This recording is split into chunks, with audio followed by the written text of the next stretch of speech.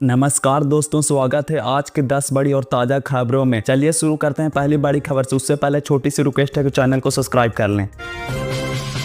Janata Dal United के राष्ट्रीय अध्यक्ष और राज्यसभा के सांसद नीतीश कुमार ने सारण जिले के जलालपुर बाजार पहुंचकर स्वतंत्रता सेनानी और भोजपुरी लोकगीतों के महान रचनाकार महेंद्र मिश्रा की अदमा कदम प्रतिमा पर माला अर्पण कर श्रद्धांजलि अर्पित की। इस दौरान जदयू कार्यकर्ता ने उनका भव्य स्वागत किया। कार्यक्रम में संजय कुमार झा, भाजपा सांसद जनार्दन सिंह सिरगवाला समेत कई वरिष्ठ नेता मौजूद रहे।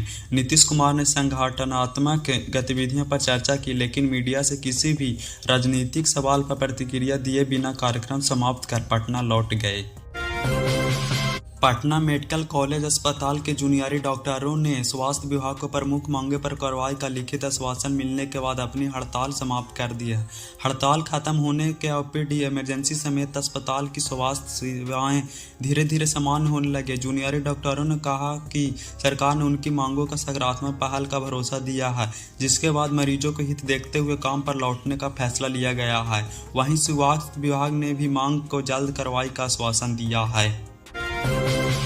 सारण जिले के एक दर्दनाक सड़क हादसे में बाइक सवार युवक की पुल से गिरकर मौत हो गई। हादसे के बाद परिवार पर दुख का पहाड़ टूट पड़ा है, क्योंकि मृतक अपने 4 छोटे बच्चों का इकलौता सहारा था।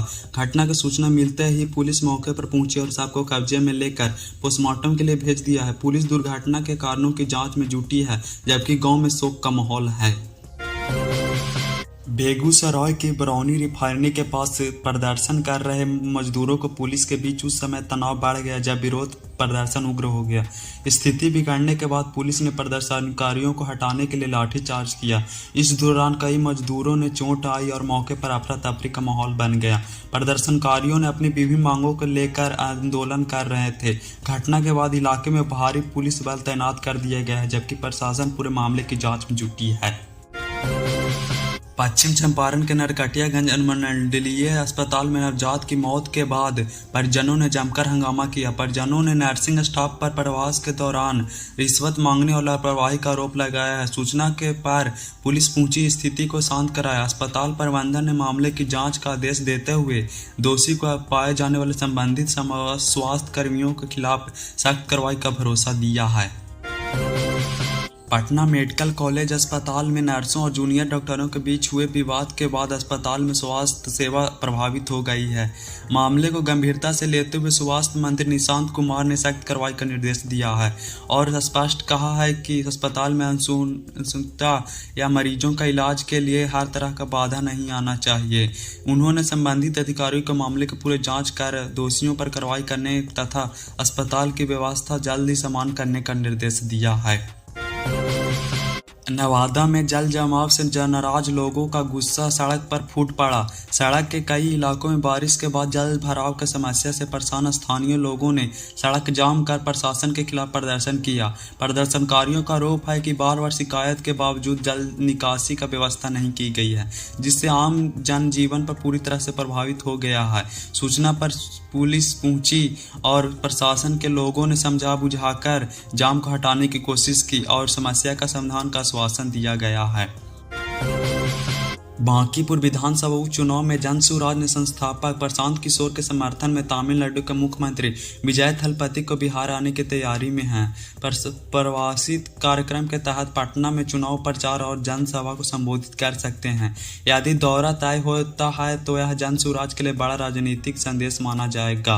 प्रशांत किशोर के चुनावी प्रचार के पहली बार किसी दूसरे राज्य के मुख्यमंत्री की मौजूदगी से बांकीपुर का मुकाबला और ही हाई प्रोफाइल होने की संभावना हो गया है।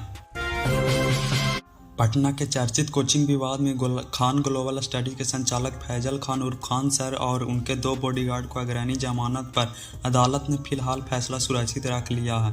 सुनवाई के दौरान कोर्ट ने खान सर के कथित अपराधी रिकॉर्ड और हथियार लाइसेंस से जुड़े दस्तावेज तलब किए हैं और 10 जुलाई को होने वाली अगली सुनवाई में जमानत याचिका पर फैसला आने की उम्मीद है।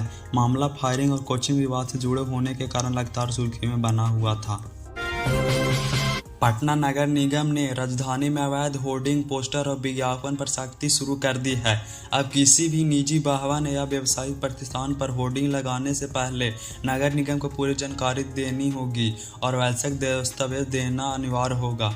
नियमों का उल्लंघन करने वालों पर भारी जुर्माना और कड़ी कार्रवाई की जाएगी। नई विज्ञापन नीति लागू होने के बाद शहर में अवैध विज्ञापन पर रोक, राजस्व से बढ़ोतरी और राजधानी की अधिक व्यवस्था व सुंदर बनाने की दिशा में बड़ा कदम माना जा रहा है।